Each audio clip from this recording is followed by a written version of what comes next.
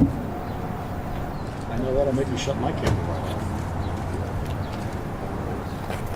Cheryl says she wants you to. Huh? It's a Cheryl says she wants you to. She did not want you to. Good.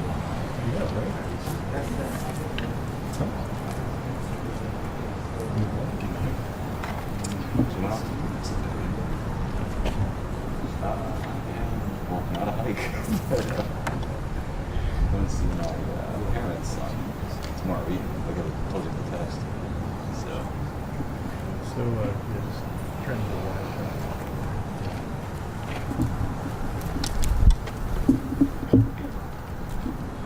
Good afternoon. Thank you for coming this afternoon. I'd like to take just a few minutes to address recent events in Loudoun County Public Schools and our plans to reduce the likelihood that these will happen again. First, let me say to the families and students involved, my heart aches for you, and I am sorry that we failed to provide the safe, welcoming, and affirming environment that we aspire to provide. We acknowledge and share in your pain, and we will continue to offer you support to help your families through this trauma. For all of our students, our school-based unified mental health teams are available to anyone who needs care. It is important to know that Title IX directs how schools must investigate allegations of sexual harassment and sexual assault and provides equal protection for both victims and the alleged perpetrators. Throughout these events, the Loudoun County Public Schools has complied with our obligations under Title IX. However, we have found this process outlined under Title IX by the U.S. Department of Education to be insufficient in addressing issues at the K-12 level. We believe this process could be strengthened with some reforms. I am recommending to the Loudoun County School Board that this issue be placed on our legislative agenda and that the board and allied groups actively lobby for change to allow more protections for victims of sexual harassment and sexual assault. This morning I spoke with Virginia Secretary of Education Carney to enlist his help in this effort, as well as Chief of Staff for Elementary and Secondary Education Christian Rhodes with U.S. Secretary of Education Cardona's office to discuss the needed changes. Whether or not these changes occur in the future, our division's procedures will emphasize the safety and protection of victims. To the extent we are legally permitted to do so, we will begin disciplinary action at the time of the incident rather than suspending that action until the end of the Title IX or criminal investigation. We will exercise all options available under Title IX to separate alleged offenders from the general student body. To ensure this happens, our administration will recommend to the school board changes to policy 8030 and 8035 to place greater emphasis on the rights of victims. With that, I want to acknowledge that the processes and procedures in place were not adequate to respond to these recent events. It has become clear that our administrative procedures have not kept pace with the growth we have seen in our county. While informal protocols and school-based autonomy may work in small and medium-sized school divisions, they simply are not sufficient in a county with 82,000 students. In the 3 months since my appointment, we have taken steps to correct this shortcoming. I've directed our Chief of Staff to oversee the modification and codification of all of our practices. We have already made significant changes to athletic eligibility appeals process and have tweaked the process for special placement. To ensure adequate supervision and consistency across the school division, we have reorganized and expanded the Department of Instruction.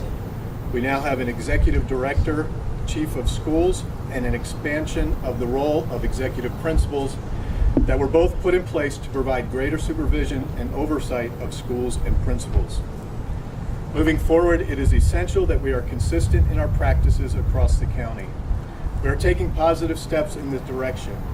This lack of oversight that existed prior to my tenure also contributed to errors in our state reporting regarding disciplinary incidents in the school. The division inadvertently omitted some information in the past. That is extremely concerning, and we are taking steps to make sure that this process is improved. I will say that at this time I have no reason to believe that any missing reports were due to an intent to hide any information from the public or the Virginia Department of Education. In the future, we will report events in real time in our student information system and make corrections if needed following the due process procedures. This will help ensure greater accuracy in our Department of Education reporting. Recent events have also revealed that we have shortcomings in alternative placement options for students involved in serious discipline infractions. A correction to this issue is one of my top priorities. This week, I directed the Deputy Superintendent to fast-track these changes. In the very near future, we will have alternative placements for students involved in discipline infractions that protect the safety of the student body and the rights of the accused. As a division, we value our relationship with the Loudoun County Sheriff's Department and the way in which the nationally recognized School Resource Officer program enhances safety and relationships between young people and law enforcement at the school level. We also recognize that we need to continue to build on this relationship. To that end, we plan to propose changes to the Memorandum of Understanding between the division and the Sheriff's Office to ensure school discipline and criminal investigations can happen simultaneously, and that both organizations follow all reporting requirements of the Code of Virginia. This includes notification from the Sheriff's Office to the Superintendent and the Principal when students are charged with serious offenses. Lastly, I want to speak to my comments at the June 22nd board meeting related to bathroom. Board Member Bartz asked a question about discipline incidents in bathrooms that I wrongly interpreted as incidents involving transgender and gender fluid students. I did this because I was viewing the question in light of the general questions and debate the board was participating in around policy 8040. Multiple board members had asked questions about the process, the experience of students, and plans for transgender students and bathroom use during that discussion. My mindset was in line with that subject. At another point in the conversation, Chair Sheridan asked a question specifically about incidents involving transgender students, and I responded in much the same manner. I regret that my comments were misleading, and I apologize for the distress that error caused families. I should have asked Board Member Bartz clarifying questions to get to the root of her question rather than assuming what she meant. I will do better in the future. Loudoun County Public Schools will move forward as a learning community that emphasizes safety and affirmation in an academically rigorous environment. We will offer transparency where we are able, but also ask the community to appreciate that we must maintain student confidentiality. Because of this, there will be questions that we simply cannot answer at this time. Again, student confidentiality is a principle and legal obligation to which we must adhere. This has been a very difficult time for our community. We are committed to finding ways to improve our processes to ensure that Loudoun County schools are safe for all of our students.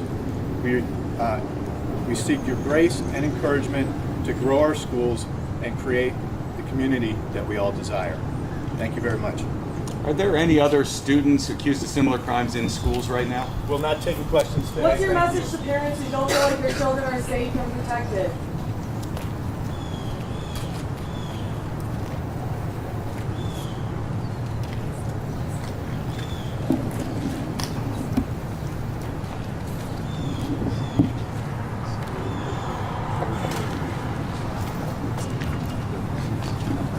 Well, that was the lamest resignation.